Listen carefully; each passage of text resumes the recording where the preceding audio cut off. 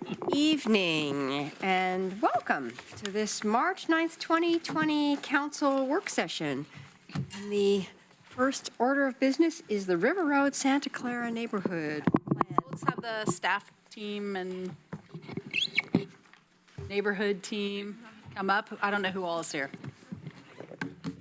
I'm going to be John Belcher this evening. Okay. I'll turn it over to you, John. I'm going to turn it over to Chelsea to start. Yeah. So I'm Chelsea Hartman. I'm a senior planner in the Eugene Planning Department. I'm a new senior planner and a new project manager working on the neighborhood plan. I'm Kate Purley. I'm the chair of the Santa Clara Community Organization and the co-chair of the River Road Santa Clara Neighborhood Planning Community Advisory Committee. I'm Terry Harding. I'm the principal planner for community planning and design, and I am sitting in for John Belcher. He comes, we'll make an impromptu decision about whether we switch places or not. It'll be fun. Yeah, a little shuffling. We'll just add a chair. Yeah. So the last time we were here giving an update on the neighborhood plan was in May of 2019. So today's work session will be giving an overview of the action planning phase and an update on the River Road corridor study. No actions requested today, but any feedback is welcome on any of the materials. So for the agenda, we're going to do a brief project overview, then give an overview of the community outreach that's happened since May, dive a little deeper into the action plan highlights, and go through some of the River Road corridor study materials. So this project started in fall of 2017 and has been a collaborative process between city and county staff and the River Road and Santa Clara community organizations. Our approach has been the project management team is city staff as well as the CAC co-chairs, John and Kate, currently. And the community advisory committee is kind of our next ring that we work with, and we meet monthly. That's 11 residents nominated by the community organizations and appointed by the Planning Commission. Our working groups are our next ring of folks that have been dedicating a lot of volunteer hours developing the goals, policies, and actions of the neighborhood plan. And those are ad hoc flexible groups, so anyone that's interested in transportation can lend their time and expertise to working on that part of the plan. And we've been reaching out to the general public at each critical juncture. The project phases are shown here. The last time we talked was at the end of the policy development phase. We've been in the action planning phase since then and providing an update today, and we hope to go into the adoption phase later this year. I'm going to pass it over to Kate to talk about outreach. So since we began, we have had over 1,200 attendees to 4 major events that have been at North Eugene High School. We've had over 50 small group meetings. We've had our interested party email list for our 2 neighborhoods at this point for this project is up over 1,400 residents. We've reached out at over 100 different neighborhood events that go on. So whether they're concerts in the park or movies in the park or community celebrations. We've logged well over 2,000 volunteer hours by community members on this. And we've had over 800 responses to an online survey we've had. So we're doing our best to get the word out in every way we can. Our last large event was in November, and it was called Pumpkin Pie and Planning. We had about 250 residents show up to North Eugene High, and we were showing them the action planning highlights and asking for some very broad, high-level agreement or disagreement about whether we were headed in the right direction and we were getting the actions right. Thank you. We had a really great turnout in that we had a lot of cultural diversity, age diversity, small children. We had art projects for the kids to do. There was pumpkin pie as advertised, and we featured giveaways of local produce, so that featuring the breadbasket nature of our two neighborhoods. So I think people went away with a really good understanding of the breadth of all the policies and actions, and some people got really excited to be involved in the working groups from that particular event. So we also, at the end of the large group event, part of that, we separated into small group discussion. So if people had specific issues or wanted to look more closely at a specific topic area in our plan, they could spend some time doing that. So, yeah. And then most recently, what we've been doing are called neighborhood conversations. So we've organized with the city to mail to over 16,000 addresses and invited community members to sign up. So to register for a conversation, which has a staff person, a citizen advisory committee member, and then about 15 residents. And we're meeting at little venues, so either Reality Kitchen or Countryside Pizza or the Filling Station or Don Juan's in our neighborhood. We're supplying people with food at the events, and then we're discussing the neighborhood plan in general and the corridor study in particular, and primarily talking about land use changes. So when we mailed out to residents, the mailing said, let's talk land use. So we're trying to make sure that we're being really clear and direct and transparent about possible zoning and code changes that might affect people along the corridor and beyond. So any property that is perhaps being looked at for that got a direct mailing, got invited to conversations, invited to an upcoming our next large group meeting is going to be April 7th at the Trinity Church on Maxwell, and we'll be able to share back with residents what we heard from them at these neighborhood conversations and get more feedback from people who didn't get to sign up. So we originally had 12 of these conversations available, and they filled up right away, so we added a bunch more and are continuing to facilitate those at this point, and then we'll have this event in April to catch anybody else who got missed along the way or as things may have morphed along the way. So we're still learning and still adjusting, so nothing's written in stone. There's, tweaking that's going on based on the feedback we're still receiving from residents at this point. And then in your packet, we have action plan highlights. So our plan is divided into 5 topic areas. There's land use, transportation, economic development, community, and parks and natural resources. So everything falls into one of those 5 buckets. And in each of those buckets, we have a number of highlights. So maybe the most impactful items or the items that resonate most strongly with neighbors are listed in your action plan highlights. And then there are themes that run across all those 5 topic areas that people have flagged as being important to them in the planning process. So you'll see those in the outer circle there. There's connectivity, health and safety, prosperity, neighborhood identity, and equity and inclusion. So those are ideas that cut across the 5 silos of the different parts of the plan and weave some of the actions together across topic areas.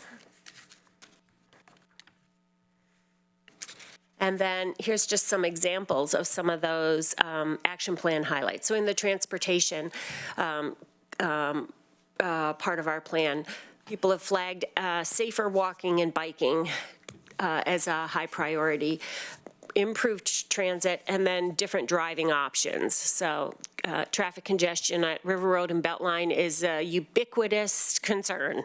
We hear it every time we bring up transportation in any way. But creating better, safer ways to get around without your car is another way to manage that, and it serves the youth in our community really well. So we have some ideas for ways to improve that, whether it's bike ped bridge over the Beltline on west of River Road that connects near North Eugene High School, so the kids don't have to thread the needle of the Beltline underpass at River Road, or extending the bike path, a multi-use path on the edge of the UGB on the east side of our neighborhood. So from where Delta Sand and Gravel at Division and Beaver Street, and go up Hunsaker and around the edge of their property, meeting up by Madison Middle School. So we create a better looped system for people not driving. In our community section, which is everything that doesn't fall in those other 4 areas of our plan, but includes a lot of the heart and soul of our neighborhoods. We talk about things like resilience action teams. So not everything in our plan is a task to be done by the city or the county. A lot of it is initiatives that neighbors want to take forward, but might need some support from either the city or the county, or partnering with a nonprofit like the Mackenzie River Trust or the Long Tom Watershed Council, or doing work in our neighborhoods and accessing grant funding to do it. So we dedicated this idea of people gathering together and getting to create a resilience action team that can work either in stormwater issues or gardening issues or anything that has a lot of nexus of energy behind it from the residents. And creating a culture of art and creativity in our neighborhood. How do we encourage and nurture a sense of art and creativity that enhances our sense of place? That's a big one for people.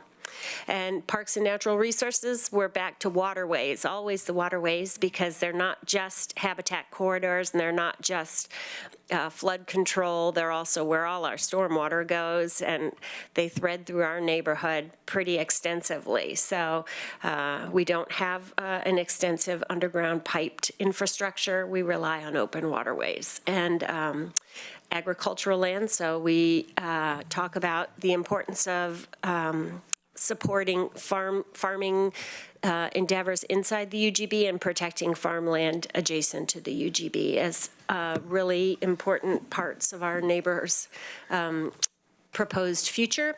And always parks and recreation. So we're an underserved area of the city in terms of parkland and recreation opportunities, and we're always looking for ways to move that forward.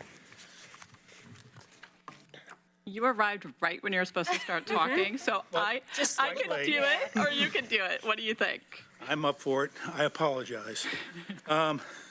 So I'm here to talk about what you see there, which is the issues of economic development and land use. Those are 2 of our major themes, and we have been working with local businesses to try to figure out how we can grow more local employment. And land use, that's a minor issue, but we can talk about that too. You'll see more about our corridor concept, but our biggest issues right now are dealing with design transitions. How do we move from one zoning type to another and maintain compatibility? Housing options, we are really anxious to find, as is everybody in this community, ways for us to house people who are at the lower end of the spectrum as well as the upper end. And then finally, the Willamette Greenway. What we have learned is that the Willamette Greenway ordinance looks nice on paper, but its effect in the real world is pretty minimal. So those are the 3 big issues that we're looking at with land use. So if I may move on to the next slide. We were very fortunate in that we had the grant that you're probably aware of with the Federal Transit Authority to look at transit-oriented design. And working with Sarah Architects in Portland, they have worked with us. We began by looking at 2 concepts to how we can densify River Road itself, because we feel that's the best place for density to occur, as you have told us. And one way would be to focus more densely along a narrow area of River Road, and the other is to move some of that density further out through middle housing. And we took both of those to the public. We got their input, and based on that, we now have a 3rd concept, of course, a draft preferred concept, which doesn't look too much different than concept number 2, in that it does send some middle housing density out within a 1/4 mile of the corridor. but still maintains higher density along along River Road, and sort of trying to do it in nodes of development. I think Kate described them as pearls on a string.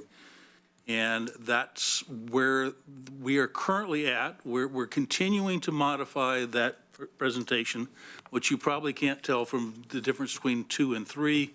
This one here is that we have pulled back some of the properties that are adjacent to the Greenway. We're really anxious to maintain that very natural look that we show along the Greenway. And we've also looked at the fact that one of the best ways to make a nice transition between one zone to another is across the street. And we don't have very many cross streets parallel to River Road, but where we do have them, we move the boundary slightly so that it would match what streets we could take advantage of. So again, the devil is still in the details. We're still working on those transition standards and, again, what we can do for the Greenway. So it's an interim report, there's no doubt about it. Next. So what are we talking about as far as zoning is concerned? We're proposing 3 new zones. One is called corridor mixed use, which mostly looks at the C2 zones, the wonderful 120-foot tall maximum height zones that everybody wants to change. And basically that corridor mixed use would pull that down to 55 or 60 feet, 65 feet, up to 5 stories, but only in the most dense parts of River Road. Adjacent to those would be corridor residential. Those could be up to 3 stories. They could be what you might think of as R2, but with better transition standards. Again, providing that opportunity for more housing along River Road. And then finally, the residential middle. This is an area where we're kind of doing a dance with you guys on how you're going to deal with House Bill 2001. But we're thinking that, at least our thoughts right now, is that duplexes and triplexes and clustered subdivisions make sense in that quarter-mile corridor.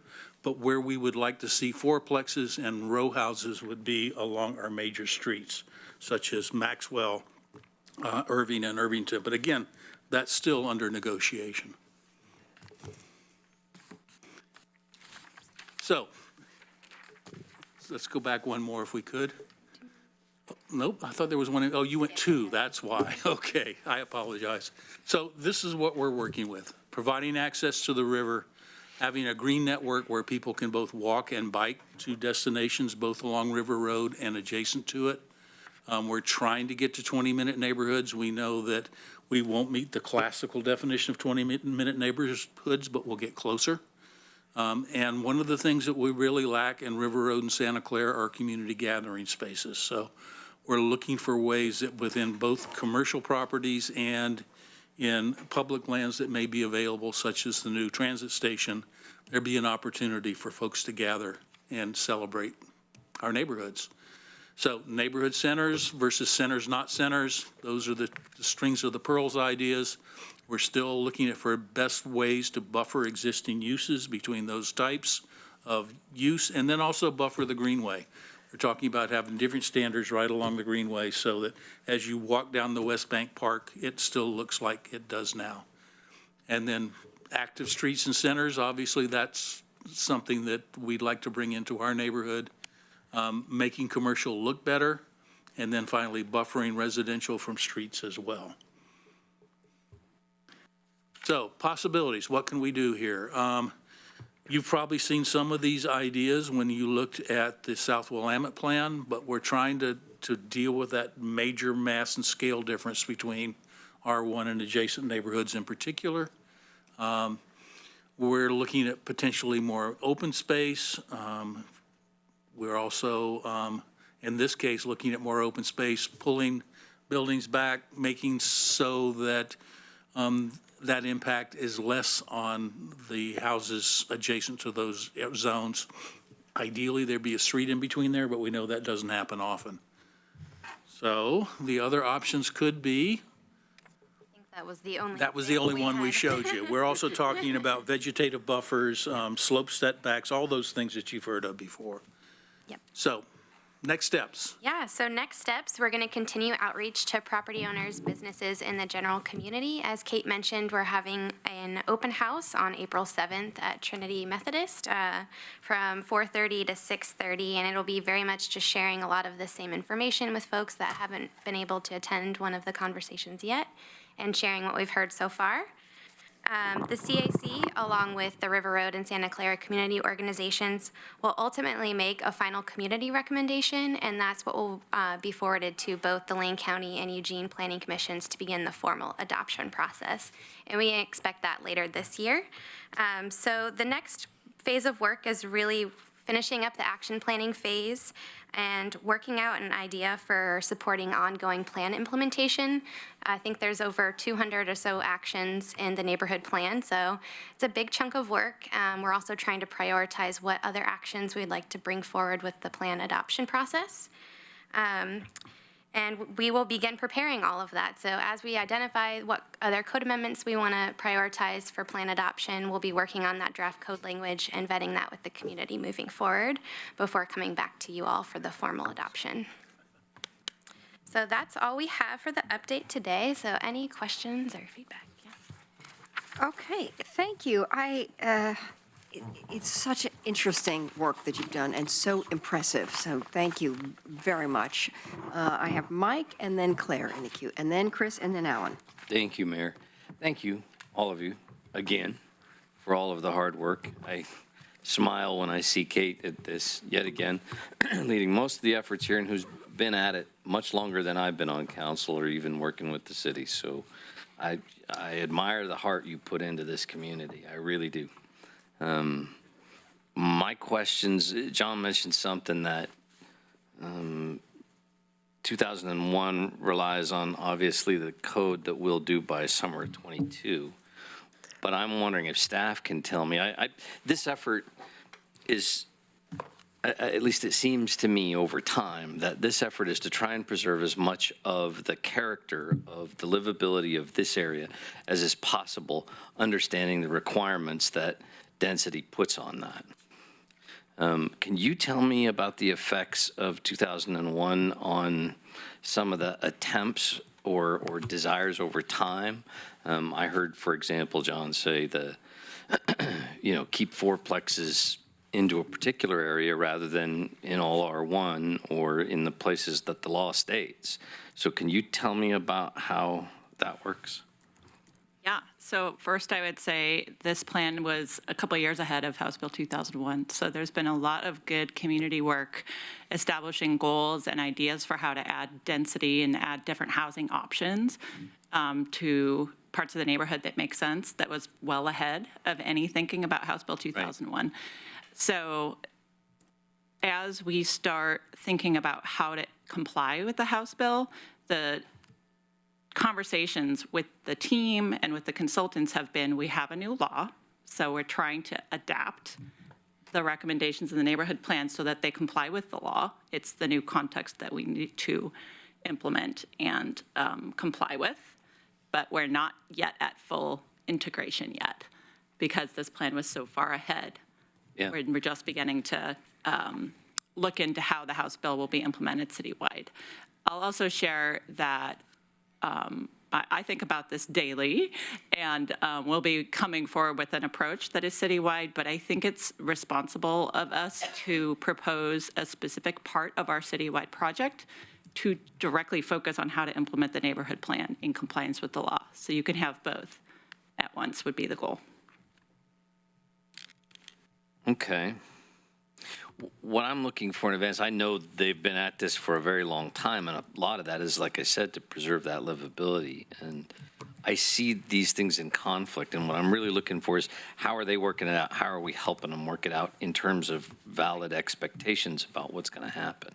Right. I think the best, and I welcome you guys to jump in, but the best that we can do is keep communicating about that, recognize that we have a new law to deal with that none of us were expecting when this project began. And I think there have been a lot of concerns on the part of neighbors wondering if some of their neighborhood goals could be implemented in the way that they wanted them to be now that we have a new law. And we're not far enough down the road to say, here's exactly how those code standards will be developed. But as John was mentioning, we have a consultant team proposing these new zones. And the residential middle zone is very much in alignment with House Bill 2001. The whole purpose of it is to figure out ways to add housing types in the middle housing types to neighborhoods in a compatible way, in a way that has design standards for each housing type. So we talk about this all the time, literally. Yeah, no, It's just the work is still underway. it's been a very long time since I was at an active level of being at a lot of these meetings. But I would say that my recollection is the neighbors' participation is driven by and large by a desire to preserve their way of life. And so it seems to me like this is some of the parts of 1051 and 2001 are a pretty harsh difference than all those participants expect. Yeah, and I do want you guys to jump in, but I would just say with regard to the quadplexes and row houses on major streets, that is an idea that is coming from the neighborhoods as a way to implement different housing types in different areas, but none of us know if that's going to implement the spirit of the law. And so it's not an active proposal yet. Right now, it's an idea that we're trying to see if that can work. Cool. Kate said at one point, protect farmlands inside the UGB, and I think that's awesome, by the way, as a guy who grows more vegetables than almost anybody I know. Does that include lands on our buildable inventory?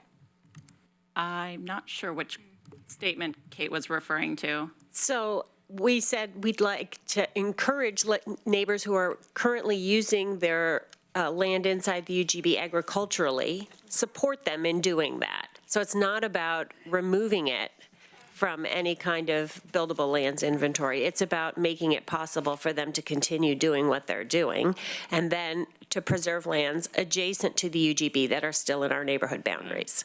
So. When you said the word protect, though, I thought you meant in law and keep that from being developed. Well, I'm fully aware that anything inside the UGB there's no protection for it, given the way our city laws or ordinances are organized. And so that would have to be something somebody does privately through an easement of some kind on their own, if that was what their intentions were. I think River Road and Santa Clara are a great example of how to live sustainably, the ability to grow your own food. And I think they ought to be an example for everybody. I think we ought to be considering more legal steps that would protect the ability to do that. I only have 12 seconds here, and I have a whole other thing. So perhaps I'll take a second round, please. All right, Claire. Thank you. Yeah, thank you very much. Again, super exciting to see all this excellent work and to get this update, to see that in spite of the challenges with the new law, we're making progress towards some kind of definitive action. So I was able to go to the Santa Clara Community Organization meeting the other night, and I thought it focused on working on the land use parts of this plan, and I think there were maybe 30 or 35 people there. So it was great turnout, and everyone was very engaged and broke into two separate groups, and the group I sat with was kind of looking more high level at the plans. And what I heard there was people were generally supportive of the plan and kind of the direction things are going and how the process has led to this point. And we had a few newcomers, so new to the neighborhood, brand new, so they were being brought up to speed. And I also heard people really express that they understood that we've made a commitment to grow more densely, and they're willing to do their part as a neighborhood. And they do want to retain the current neighborhood quality, but they also want to enhance it with, as was pointed out in the presentation, with community centers and more viable commercial centers with, closer into those neighborhoods. So I think it's super exciting. I had a question with the corridor mixed use and the corridor residential that was shown. Are these proposed codes that we don't currently have as a city? Yep, those would be new base zones, and the thinking is that it would implement a lot of the neighborhood plan goals and policies, but could also be applied in future corridor areas, so they'd be totally new base zones replacing the current zoning. Yeah, and I think they have a lot of potential to meet some of the needs that we've, have and then also have been imposed on us by the state, and talking about how we rethink our commercial residential mix, and giving us more options, I think, in how we do that, and that could fit into other parts of the city, I think. So you're kind of trailblazers for us in this work. So thanks so much. Okay, Chris. Thank you. Really, really impressive work. I'm amazed. And I think the thing that has struck the most is you are presenting us, through the work you've done, with an extraordinary opportunity. The work you've done is really groundbreaking. It's really creative. And I don't think it will wind up conflicting with House Bill 2001 because that bill set the basic framework, but didn't provide any of the details. That's all going to be done through the code, whether we develop the code or adopt their code. And I'm, at the present time, sitting on the DLCD Draft Code Advisory Committee. I'm going to carry this to Salem because everybody who's on that committee is not really interested in destroying neighborhood livability. They're wanting to figure out a way to accommodate density in a reasonable way. They know that we want density. That's what the bill was originally created to do. But they want to figure out how, within the constraints of the model code, you can be able to accommodate that. Things like transportation corridors and focusing, I think, are all things that they're very open to. And the conversations you've had, and particularly with the public input that you've had, I think would carry a lot of weight to say, these are some ideas that actual people in neighborhoods say could work well and still meet the spirit of what we're trying to do in House Bill 2001. And I think the notion that, yeah, duplexes, triplexes, quads, cottage clusters, those are all allowable, but there are whole systems you can put in place to encourage and discourage each of those different types without violating House Bill 2001. Because I think you can say we can figure out ways to accommodate these and still be compatible with what we're trying to do at the local level. That's why I would encourage us to create our own code that reflects that as quickly as we possibly can. There's a number of other cities in Oregon that have already completed and finished their codes. Springfield, right across the river, is a good example. So I don't think it's going to be that challenging for us to begin to pull this stuff together. And the work you have done really is providing us a starting point to begin to look at what neighborhoods themselves, through their input, could go along with and be comfortable with. So I'll carry your word for you. I'll carry your water because I think this is good work, and I think the folks at DLCD should see this kind of thoughtful, creative idea making. Hey, Alan. Yeah, I listened and saw your whole presentation through the wonders of technology while I was driving over here. Very good one, in fact. I've seen a lot of these efforts over time, and your process and your plan, I think, is the best one I've seen yet. It's really excellent. In contrast to some recent other neighborhoods, you guys have been collaborative. You helped spread and convey accurate information. You approached it not from fear, but as an opportunity to make your neighborhood more livable and a better place to live. And I think it really, really shows in what you guys have come up with. And I predict that the other neighborhoods are going to be really mad at you because you have set the bar too high for them. So this is really an excellent model for us to walk away with and apply to other places that in parts that we can. I know you guys had 18 goals. Couldn't come up with 20, huh? Couldn't get 18, huh? We whittled down to 18. Oh, you whittled down to 18, Yes. okay. They're very thorough, very comprehensive. I think they hit the mark right on in terms of the right topics to address that enhance livability and the other goals that are in there, and that you struck a good balance. And I think that's why this plan will be, in the end, be successful. There are new land use designations in here, and I'm wondering from the planning perspective how that plays out, creating new ones and compared to other places, and how we're going to integrate that into our existing framework of zones.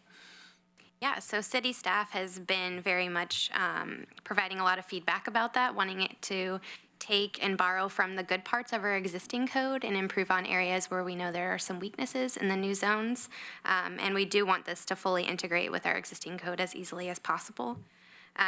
A lot of the zones are just kind of slightly improved versions of our base zones in a lot of ways, like the corridor mixed-use zone applies to all of the commercially zoned properties in the corridor, and the thinking is to just provide more commercial and housing opportunities and that more walkable 20-minute neighborhood impact. But Yeah, maybe you can describe corridor residential and the residential middle. Yep, so the corridor residential is going to apply to R1 and ag-zoned properties fronting river roads, anything that touches the river road corridor, and any R2 zoned properties. And the corridor residential zone is pretty similar to our existing R2 with density and height. And the hope is that we'll have better design transitions. That's kind of been a big balance with a lot of the new zones, balancing better design with allowing more housing options. And the residential middle is very much allowing just middle housing types in the quarter-mile area around the corridor to provide that more compatible infill and density. Is there anything you would add to that? Deeper into the Yeah. neighborhoods, it becomes R1. Yep, and then it goes R1 outside the quarter-mile boundary. So the quarter-mile was chosen as a walkable area to the MX stops and trying to support those locations with new land use. That's the white dotted line. Yep.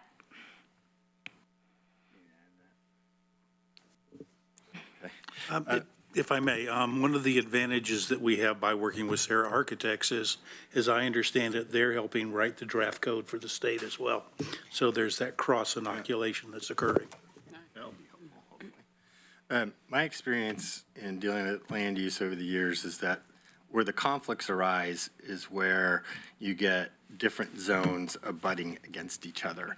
And these transitions aren't always graceful. In particular, in my neighborhood, there are R1 against R4. I don't think there aren't any in this one as far as I could tell, but that one created a lot of turmoil in my neighborhood. I think all of them were in my ward and have created some turmoil.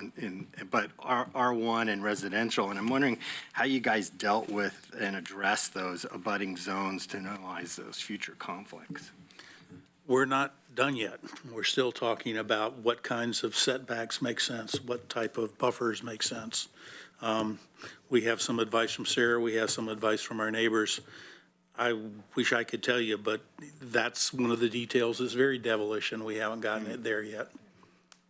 Yep, so we'll be working on those details over the next few months with the consultants, and there's a community advisory subgroup focused on the corridor study, so really diving into the design is next. Yeah, good, because I really encourage you to focus in on that point, because those are the parts that will determine whether or not this has longevity and success as a plan and buy-in, as opposed to being a source of conflict. So trying to resolve those now in different ways is a good focal point for the next phase. Okay, I have Mike and Claire each wanting second round. Thank you, Mayor. Just a couple more on the protection issue with regard to lands that are being used for farming and for food growth right now.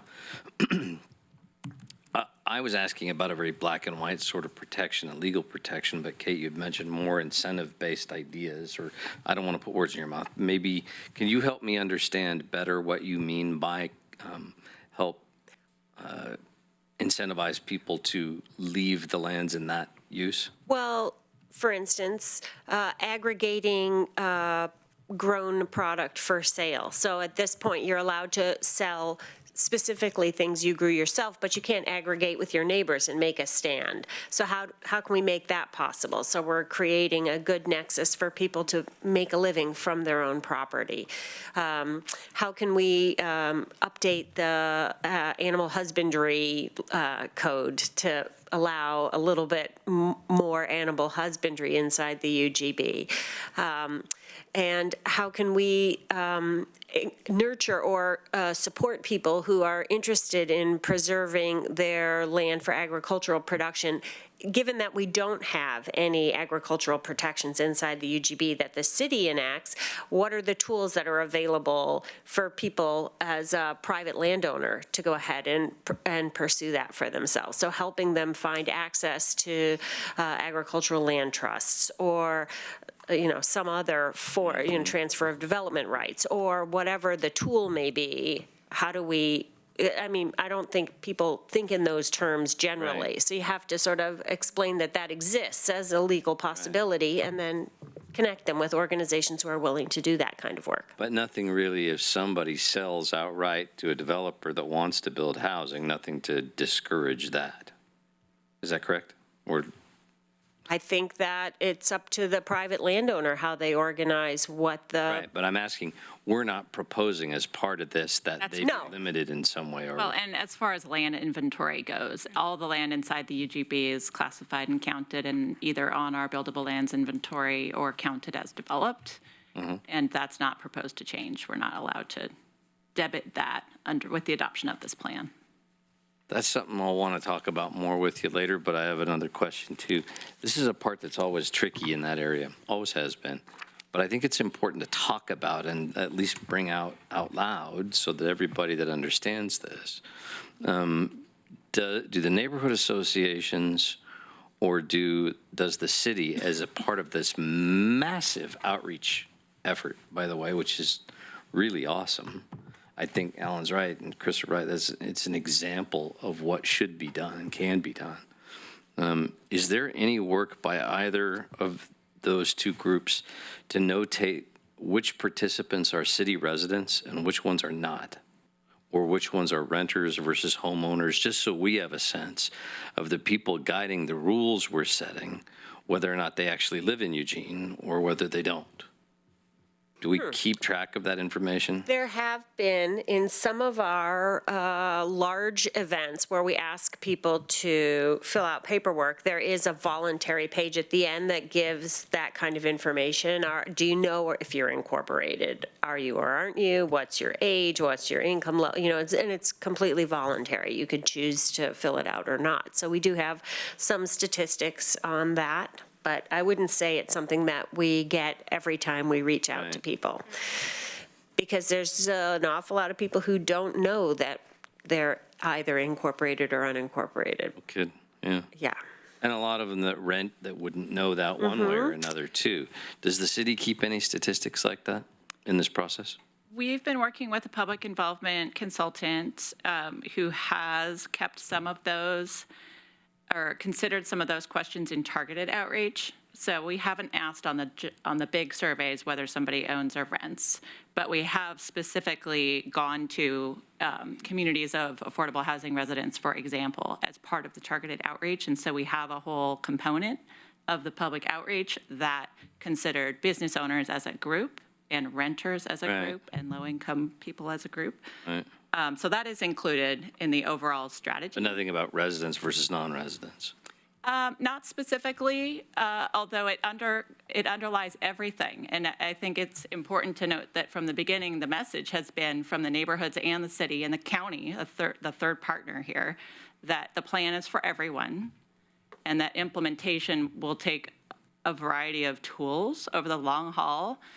When we were talking about the new zones, those are city zones. And they won't apply, actually, to everybody. Right, this is what I'm asking. It's a different set of rules in many cases. Until they voluntarily annex to the city. And so it's a complex transition that'll take a long time. And I would think require good data. That's my question. I just wonder if we're keeping track of the folks that are driving the process of the rules that we're going to be asked to approve, which I think are awesome. Yeah, it's a good question. Do we know how much of that was driven by people who actually live in the city of Eugene versus those who don't? I think we know in some cases and we don't know in other cases. So we'll make an effort to prepare that for you in the best way that we can. We've tried to remain that doesn't matter. Everybody is a neighbor, and whether they're incorporated or not, they have a part in this. If they are not incorporated and they want to take advantage of a new zone, that's their option. We're not forcing anyone to incorporate, and in fact, we made a conscious decision that we would talk about incorporation only as a potential solution to some problems. But we wanted to make sure that this discussion was not about annexation, because we knew if we did, that would be the only discussion. Well, and obviously, that was a fight of quite a long time ago, and it's not quite it doesn't have quite the power that it does now as an issue. But that's really not the reason I'm asking. The reason I was asking is because my job, for example, as a counselor who represents part of the folks in Santa Clara, is to represent the people who are city residents and not the people who are county residents. They don't get to vote for me or not. And so I want to make sure that if there's ever a time at which the interest of the city residents is being disserved in favor of non-county or non-city residents, that I'm at least aware of it, so that they have, the people that I'm elected to represent are taken care of well. That's the point for me, is that I don't know of a situation where their interests could be not aligned. And I know your desire is to align them. At every opportunity, we've reached out to every resident regardless of whether they're incorporated or unincorporated. And at every opportunity to participate, it's been equal for every resident, incorporated or unincorporated, and even those outside the UGB who are in our neighborhood boundaries. So as much as our process has been a voluntary process, everybody's been welcome to be a volunteer, is how I can address that. And I appreciate your concern, but I'm trying to think through, A, what we're proposing, and B, what we've heard. I've not heard that issue come up. Well, yet, and that's our job, is to look forward, so, yeah. Okay, I have Claire for a second, but Emily hasn't had a first, so can I let her, Emily, why don't you jump in? You did a great job. That was one of the goals for me of this project, is that it would be a template for other neighborhoods, especially after the disaster of the South Willamette attempt. So thank you and congratulations, and I hope this will be able to be duplicated. The outreach and citizen involvement is really great, so be proud of that. I'm especially interested in the agricultural land trusts and protecting the agricultural land like Mike is talking about. Right when I started, Robin Hostick and I talked about agricultural land trusts, but then we haven't gotten back to it yet. So I'm still very, very interested in that.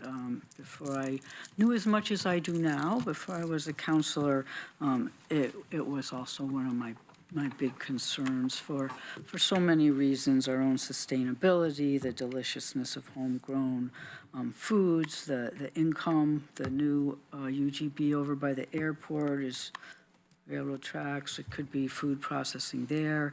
And I also see it as tourism, you know, come tour our heirloom vegetables and also heirloom vegetables. So put that on your list. I'm very interested in that, and thank you for bringing that up.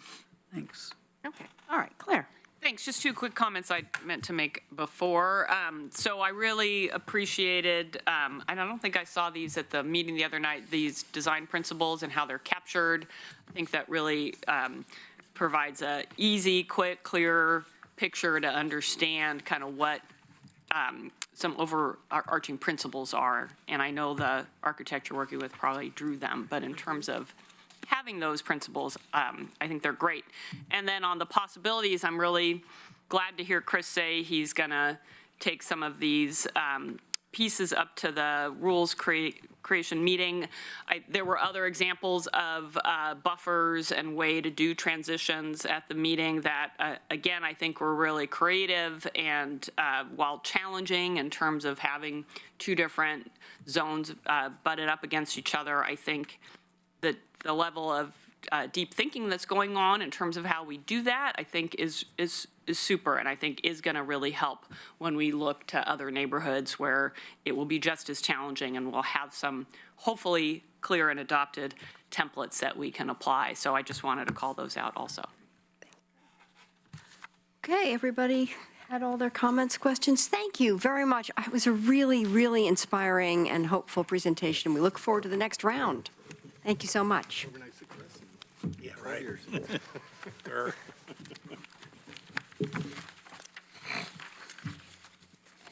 classic overnight success in 12 years. There you go, really. And so our next agenda item is Franklin Boulevard transformation update. Mayor, I'm joined by Larissa Varela, and I'm just going to turn it over to her and let her walk you through this. More vision. Yes, more vision, for sure. So my name's Larissa Varela. I'm a transportation planner in the Public Works Engineering Department for the city. And I wanted to start with this slide. This project has the potential to be pretty significant for our community. Like you said, more vision. And there's definitely moments in the process where kind of feels stressful for me too. And so I have to remind myself that while getting to a preferred alternative is definitely a milestone in the project, we still have a very long way to go. And to remind you all that the soonest we would see construction on Franklin is 2022, and that is a big if we were able to secure a grant to fund the project. So a little bit of background. We're working on Franklin Boulevard from I-5 to Alder Street, including Garden Avenue. I'm sure all of you have used Franklin. It's currently an outdated state highway that we took over from ODOT through jurisdictional transfer. But though it's outdated, it gives us an opportunity to reach our city goals, including the climate recovery ordinance. There's a lot of potential in the corridor to improve the infrastructure and make it a more multimodal street for people walking and biking, riding the bus, as well as cars moving through the corridor. Also, as you might remember, I worked on the Vision Zero Action Plan. And when we did that planning process, we discovered that in Eugene, 65% of fatal and life-changing injury crashes occur on Eugene's arterial streets.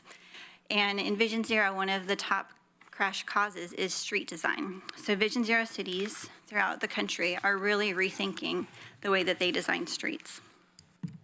In addition to our goals, we also have our plans.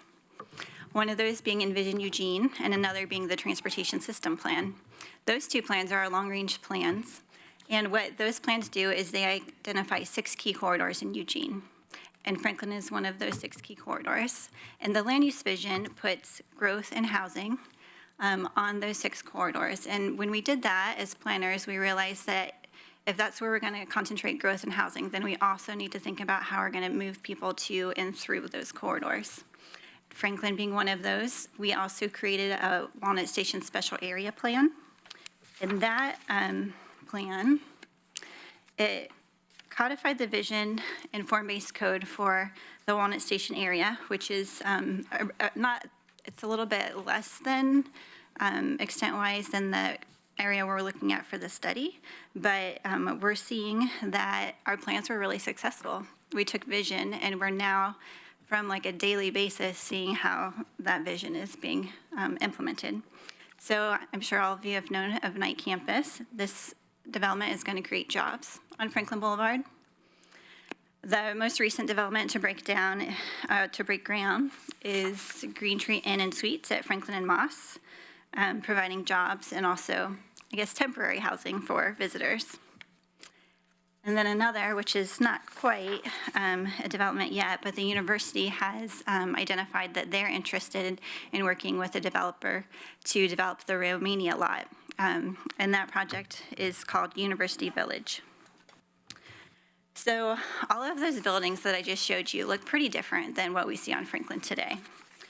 And when you look at that, or when I look at that as a transportation planner and I see lots of construction going up and the Franklin that it is today, I feel like we are not keeping up with development, and this development is outpacing our multimodal transportation needs of the University of Oregon and of the community.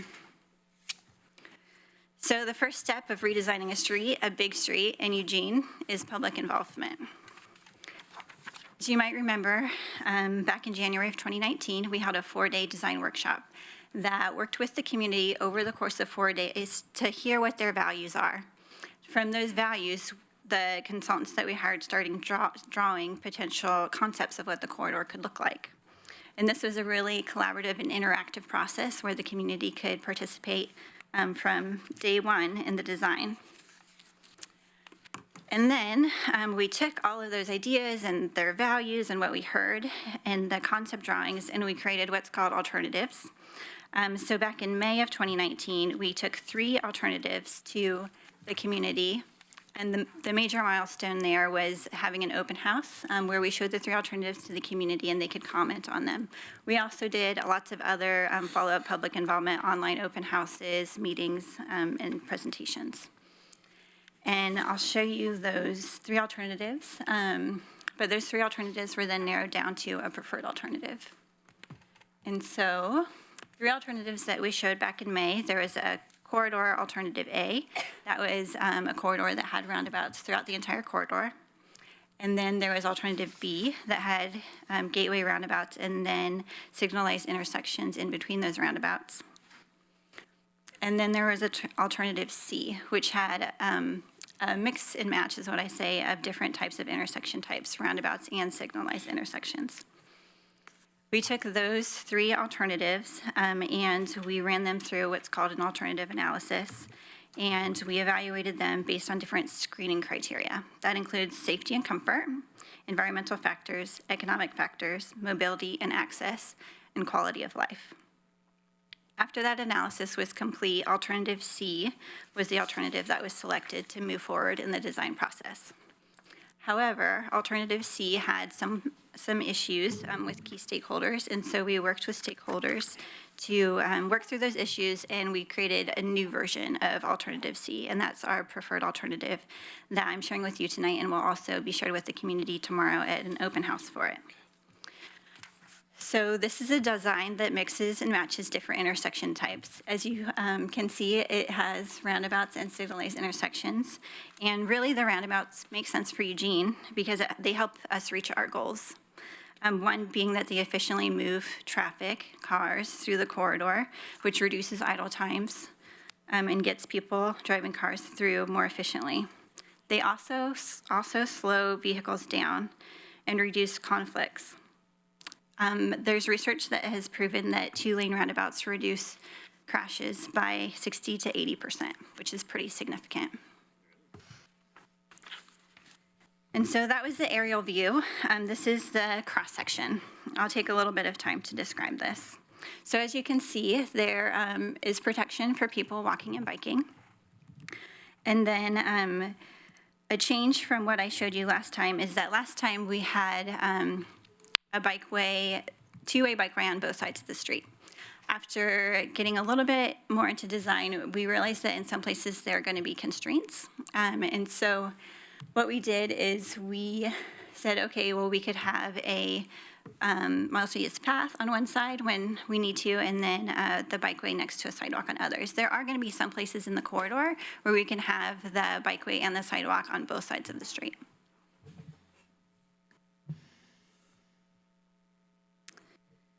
Oh, actually going back there. So what you don't see in this picture is driveways. And so this rendering is drawn as if we were to implement the entirety of Walnut Station's vision.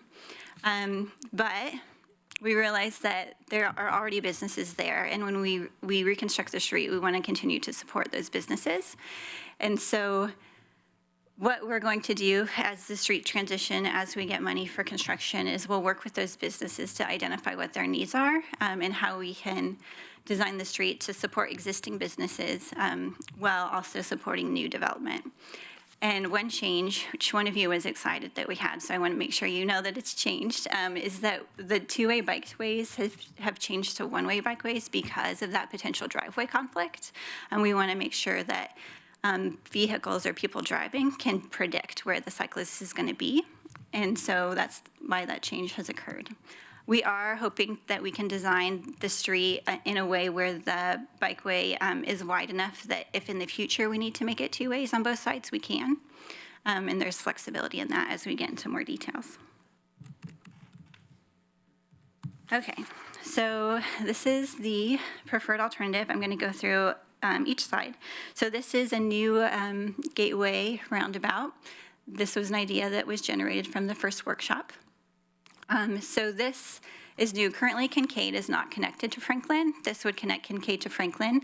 And then throughout the process, we worked with the different property owners to ensure that there's minimal impact to their property. So the new housing complex, essentially the driveway where the vehicles come out, connects into the roundabout. We worked with the university to mitigate the development potential and land impact on their corridor, which is the triangle-sized parcel across from Dad's Gate. And then the other properties belong to Northwest Christian University, and we worked with them to hear their needs and understand how, as we get further into design, we can address their transportation needs. And then this is Onyx to Agate. And there will be a roundabout at Onyx. At Agate, there is a building constraint, pretty significant one. And due to that constraint, Agate will essentially remain more or less as it is today. This is 13th and Moss, and then Villard. So right now, 13th and Moss are not connected to each other. So this connects them by creating a new intersection and improving access for all modes of transportation. In Villard, as we get further into the design, we will be studying the intersection more to understand different movements, and the intersection design may change in the future. And then Orchard to Walnut. So with this, what you see is that we are going to be moving the MX station onto the other side of the corridor, more westward. That is going to be getting the people that are dropped off there a little bit more closer to kind of the prime university activity. And then the concept that you see on the right is how the roundabout and the MX would potentially interact with each other. I want to say this is still very high concept level. We have a lot of work to do in figuring out what the final design will be. But the way that this works is the roundabout at the intersection would be reduced down to one lane so that pedestrians only have to cross one lane of MX. There would be a way that the MX, as it comes through the corridor, can signal to pedestrian scale lights that would hold pedestrians so that the MX could get through. And Where's the MX station? the MX, so it's kind of farther down past the bus in the picture. And if you have any more questions about this, you can ask me in a minute. And then this is the East Gateway. So right now, that's the I-5 off-ramp. When I came here last, we were proposing to completely disconnect the off-ramp from I-5 because there really isn't many cars that use that. During the peak hour commute time, there is actually more people on the MX than there are cars driving off that off-ramp. But we still want to recognize that it's essential that Franklin and the university area be connected to I-5. So what we did is we took the ramp and we converted it more to a two-way street. So cars would come off I-5, go to that smaller roundabout and be slowed down. And so then they would be going at more of a street speed to get to the larger gateway roundabout. That would also increase access for vehicles that need to, say, access the Laurel Hill Valley neighborhood or other places in the corridor. It also potentially has enough space for a bike lane, which would be another positive benefit for people biking. Again, so most of the ramp is owned by ODOT. So if we did any of these changes, we would definitely have to go to ODOT to get their support to do this. Okay, so that's an overview of the corridor. Now we have to start thinking about funding it because we've gotten to this level of, okay, we have an idea, how would we pay for it? So one thing we would like to do or planning to do is that we're planning to work together with Springfield because they also have a vision for their Franklin Boulevard in Glenwood to apply for a federal grant. The federal grant program, it's called BUILD is the acronym for it, but essentially it's a federal grant program that funds multi-million-dollar grants. And there is a delegation or a group of staff from the region that go on a United Front trip every year to DC.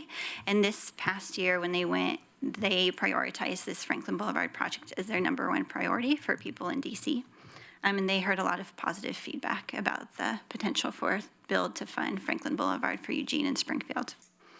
But there's only so much money that you can apply for in the build program, and we're splitting it with Springfield. So we need to start thinking about how we would phase the corridor. And thinking about how we would phase the corridor, we would use our adopted goals and plans to prioritize phasing. So that means that we would want to slow people down as they enter the corridor. So the priority would be slowing them down as they enter. So potentially the East Gateway Roundabout or Walnut. I don't know if you all heard, but recently, at the very end of the year, there is a 20-year-old that was walking across the street with her boyfriend, and they were both hit by a pickup truck, and the girl passed away. And so as a Vision Zero city, Walnut is now one of our priority intersections in the corridor.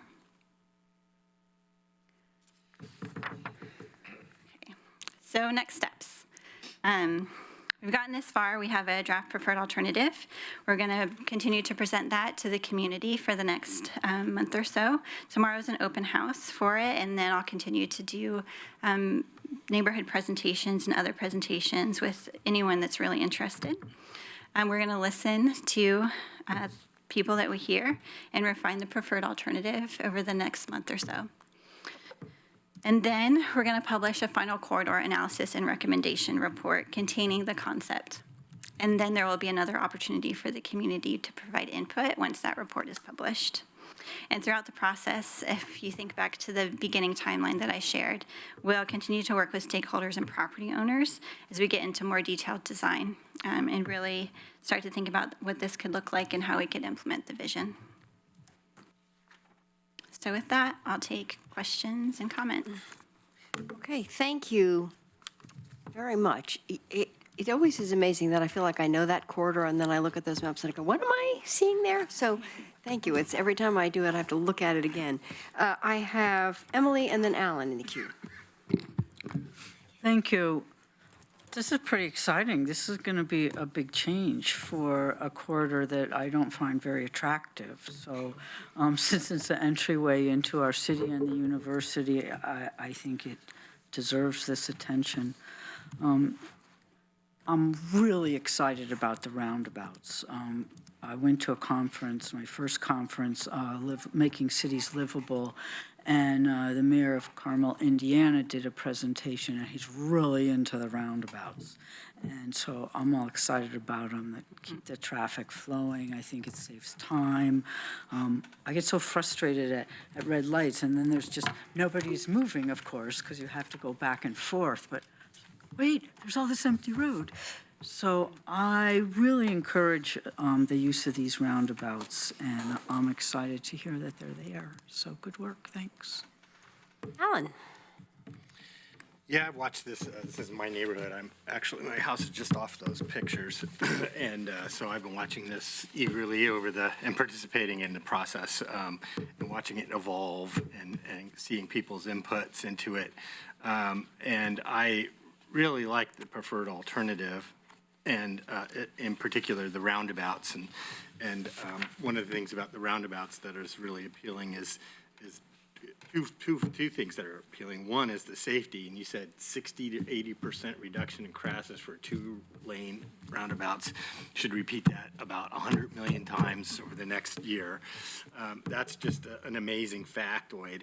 And the other part is that the throughput and the amount of traffic and the speed at which they go, not the speed, but the amount of time it takes them to go from one point to the other is decreased as well. But you didn't go over that. Can you touch on that? Yeah, so kind of basically with roundabouts and signalized intersections, with a roundabout, you can just constantly stream flow. With signalized intersection, you have to wait for different phases. And so with this corridor, because we're going to be putting people walking, biking, driving, and the MX, that's 4 different modes that we would have to provide phasing for.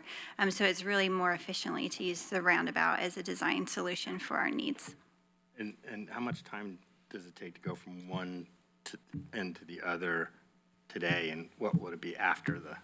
We haven't gotten that far into the analysis to know that yet, but as we get more into detailed design, we can do that. We can also take what's called origin destination pairs and say if we want to go to a specific origin and destination, how long does it take to get there?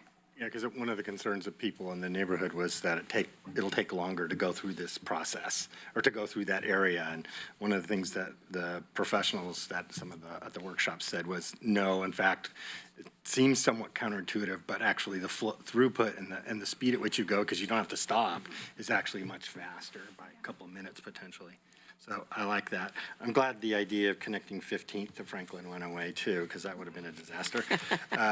So specifically, can you address the pedestrian safety and ease of use? Because that was another big concern, crossing over all this stuff. And Franklin's a big street now, and this makes it better, I think. But Yeah, so this rendering will help explain that in one way. So for pedestrians, we have what's called a stutter flash beacon, so that could be pedestrian activated. We've also raised the crosswalk so that pedestrians are more visible. And then also, of course, slowing the vehicles down helps people be able to predict where people will be. And I think that's a good summary. Oh, yeah, thanks. Okay, I'll do that. So this is some type of signalization would be here that could be pedestrian activated. These black lines are actually the pedestrian level signals. So those would help the MX and the pedestrians work together to get through the corridor. And it really does give priority to pedestrians, or at least it gives them right of way. So right now, for example, that Walnut crash, it was reported that the pedestrian went against the signal. And so technically that pedestrian shouldn't have done that. So this gives the pedestrians a priority through using our right-of-way law. And so vehicles would be required to stop for the pedestrians as they go through. so stay there for a second. So where's the Walnut Station? Walnut Station's like right like this to the area. left of that, Right. or to the right of that. Oh, currently? roundabout Right now. Yeah, so currently it's like kind of right here. Yeah, he would move down. Where's it moving to? It's moving over here. And so people come across and then walk either way. Yeah, so in this picture, so it's the kind of left of the roundabout. small. We'll have a bigger picture tomorrow, but so they would cross the street, walk to this median, and so they would walk up this median to the station right here. That makes a lot more sense. The last, the East Gateway slide. I didn't quite get how that works. The east How does that turn into a two-way? So right now, this is just the one-way ramp. There's enough space here that we could make it basically so it would change the speed of cars, so it would create that street-like experience. And so cars would still be coming off of I-5 that in one lane, westbound. But then it also, the Gateway Roundabout on this side gives the opportunity for vehicles to go right here and then connect in different directions. Off the roundabout and go back down. Right, This but way. they also can go the way they go now, which is on the south side. Yeah, they can still do that. On-ramp. Oh, I'm sorry, what was? The on-ramp, or that way they go now to the They can still, south of Franklin, is that going to stay open? Or is that going to be the only access?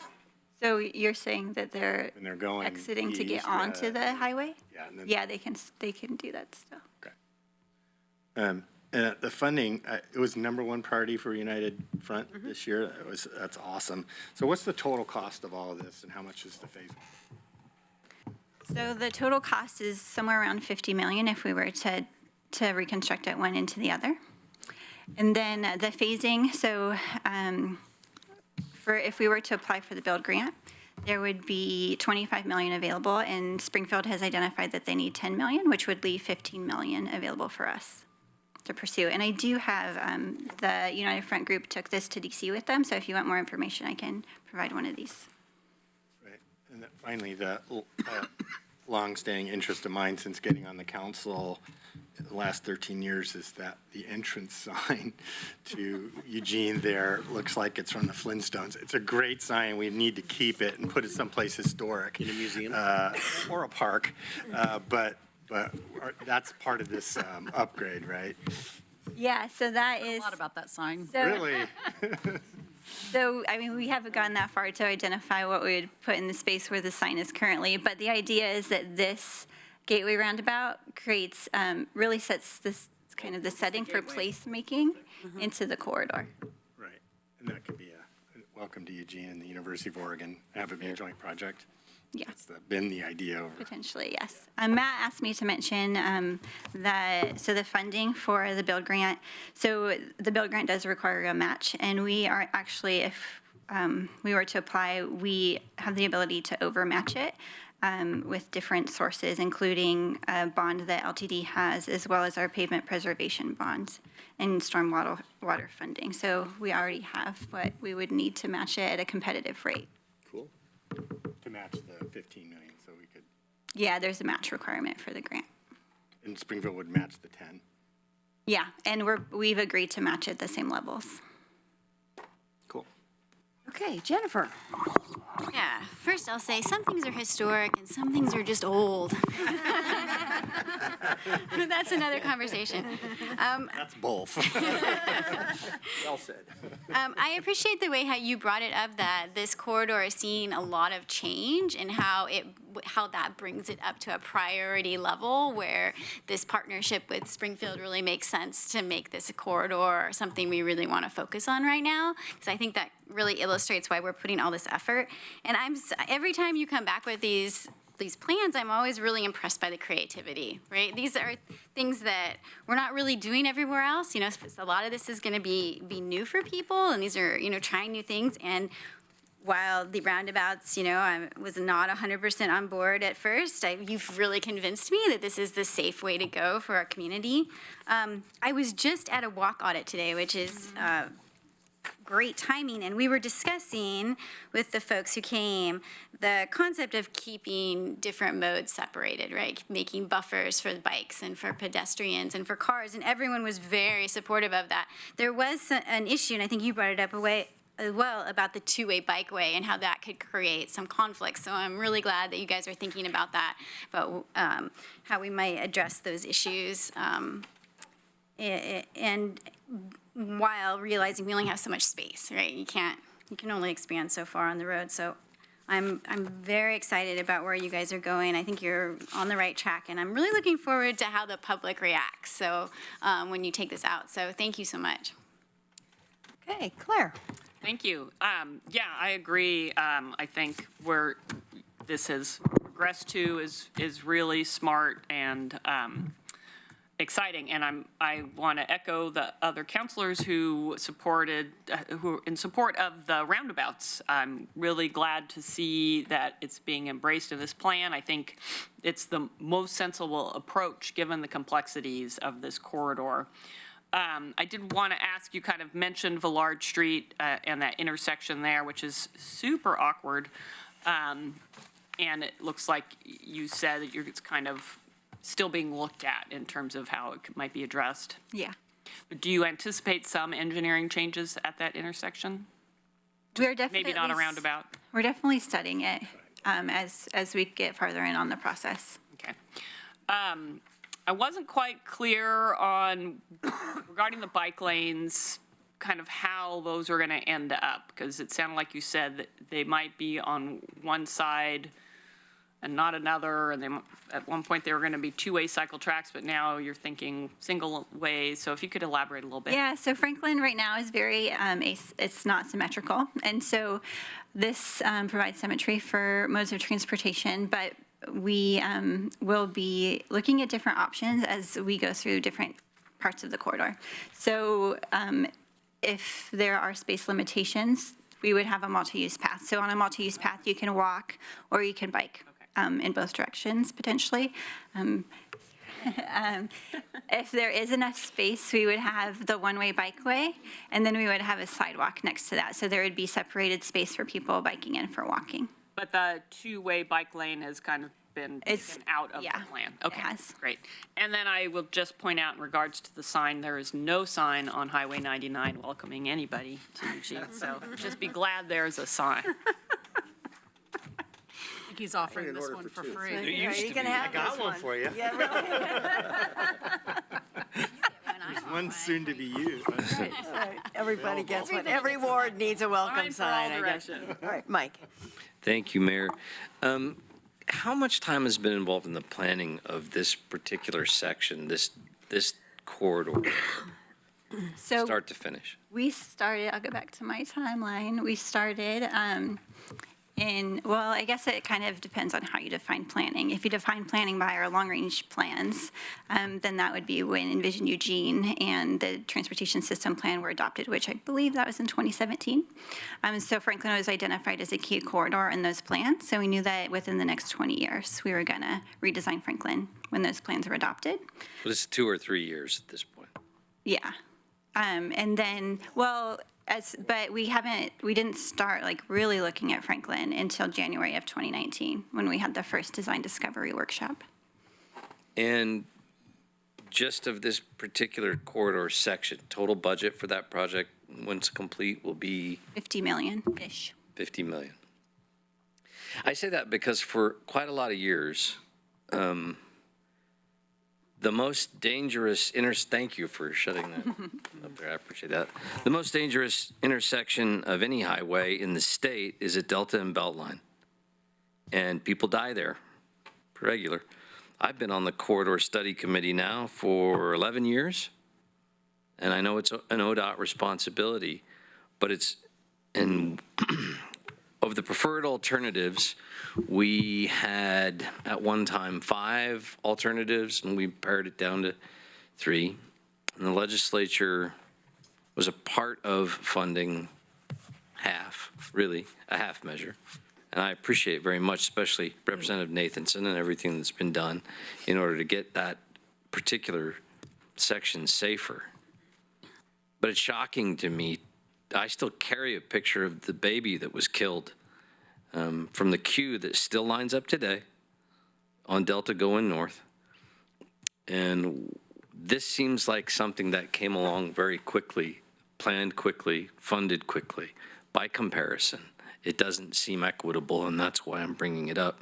And I wonder if manager or Rob or anybody wants to, on a larger scale, make any comment on that.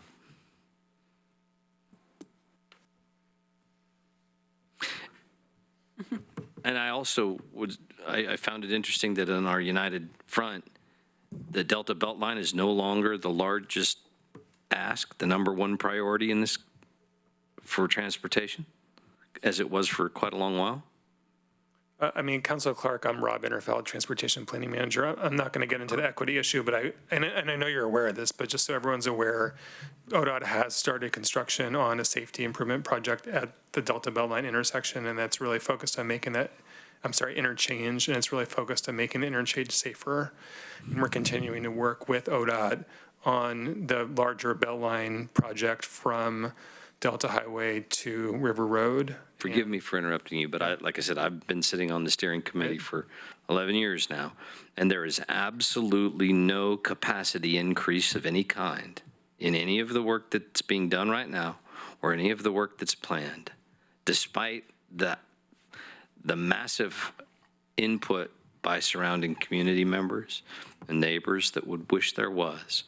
So I agree with you that there are some safety enhancements being done right now, but it seems like a drop in the bucket compared to what most would hope we would have done and accomplished by now. And so I was actually asking about, do you think that's an appropriate issue with regard to equity? That's the folks in North Eugene have been waiting for that and planning for that for so long. This seems to have come along and been approved and funded rather quickly by comparison. So if I may, I'm Matt Rodriguez. I'm the Public Works Director in acting capacity. So I think to give a little more context of why this was the kind of #1 priority for United Front was not to say that there aren't very high priority projects that are in the community, but just the way the timing came together. So we were looking at opportunities for a funding level that could fund at least part of a project of this size. And there's kind of 2 main federal grants. One's called BUILD, and it's more appropriate for what we're doing. Another one's called infra, which is infrastructure, which even has a larger amount of money that you can ask for. That one is typically what the state DOT uses. They can also use build, but it turned out in this year they were not planning to make an ask for build funding. So we started looking regionally and exploring with the partners who's asking, because we want to make sure we're not competing against ourselves. And that's one of the reasons that when we talked with Springfield, it made a lot of sense that we actually ask together, because they were positioned to ask. And after talking with them about what they were trying to accomplish, what we were trying to accomplish, and recognizing that a regional ask was going to be a stronger ask, and we got that feedback from our congressional delegation as well, as it's better to make it a regional ask. That's why we went forward. So I think it's kind of a matter of timing of why this was the priority for this year, is this build grant opportunity coming up and no other major ask in our region. If I could, my question though is really about the idea that we've known for years, decade, about the priority of Delta and Beltline being fixed, and the legislature came in with a fraction, and we did kind of okay, we can make it better in little ways this way.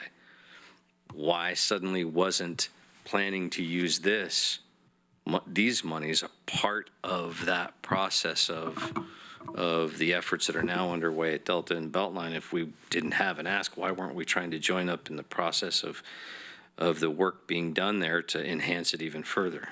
I would say that we can kind of debrief that with ODOT to understand what their planning horizon is and what they're looking at as far as laying out asks for grant funding. I don't think either of us off the top of our head know why that may not have been a priority for them at this time. We were really frustrated that there was not funding from the legislature for that project, because that was a priority for the cities. One more thing about Franklin is that the city, I don't know if we mentioned this earlier, but LTD acquired $5 million from the legislature for enhancing the Franklin corridor so that the MX can run in both directions in its own lane. And we have around $5 million from the jurisdictional transfer. So it's a pretty historic opportunity we have with match that doesn't come along very often, because to compete for these large grants, you have to have a really high amount of match in order to be competitive. And it's not frequent that we actually are able to compile that much match funding for a particular project. So that's part of the challenge with Beltline, is being able to work with ODOT and get the state as its state facility to really identify match funds that could be used to compete for a grant process like infra. I think the big picture answer, Mike, is it's still a high priority project, and it's not that we're moving away from that being a priority, it's that this was a specific confluence of events that came forward and with the university and everything else involved, it seemed like something that could get done. We're still pushing for, one, the safety improvements and the overall project on Delta and Beltline, so it's not off the table. Absolutely. And forgive me, I'm not particularly cranky at anybody for when I asked it the way I do, but I represent a whole bunch of folks who are. And so they like to see that at least the guy that's sitting in their chair gets it and asks the tough questions to people in your chairs. So I hope you understand that. Thanks. Chris, did you have a comment? Yeah, just really fast. In fact, I think the last couple of comments answered most of what I was going to say. So the only thing I would add is I remember the presentation that ODOT made to us about improvements to Delta Beltline. And at the time, they presented like 5 options, and we narrowed it down, and they gave us a price tag of $250 million. And that was back then. And we said, oh, that's a lot of money, but we'll get something great out of it. How much is ODOT prepared to put into that? And they said, 0. They said, you want this, you pay for it. And so that really took us aback. And so I think you're absolutely right. It's not that we've lost sight of how important that project is, because I agree, we've been talking about this for decades, but we need to come up with the money, and ODOT's not going to help us, so we need to figure out what the mechanism might be to come up with $250 million. That's a lot of money. You probably would have to phase it. There's no way you could come up with all that money at once. And so I think when and Mike said it perfectly at the end, when something comes along, you take advantage of it, but you don't lose sight of still wanting to complete that project. So I appreciate that, the wood came to build the fence, but we still need to replace the roof. So let's try to do both. Okay. Alan, one. like that one. I hate not to end on that one. Alan, go for it. Yeah, one of the things about this stuff, and I agree with you, Mike, that's a long-standing one. We were dealing with that when I was on the MPO. When I first got on the MPO, this was the high-priority project. And one of the things about these highway projects, they're ridiculously expensive. I mean, $250 million for that project. I think the I-5 Beltline intersection is like $270 million all told when all that gets added together. I mean, there's crazy price tags for these things. And my understanding, though, is that the safety improvements at the Beltline Delta Highway are all funded and are in the queue to be constructed. And yet another delay for that intersection as we change that all up. And that's going to happen in the next 2 years.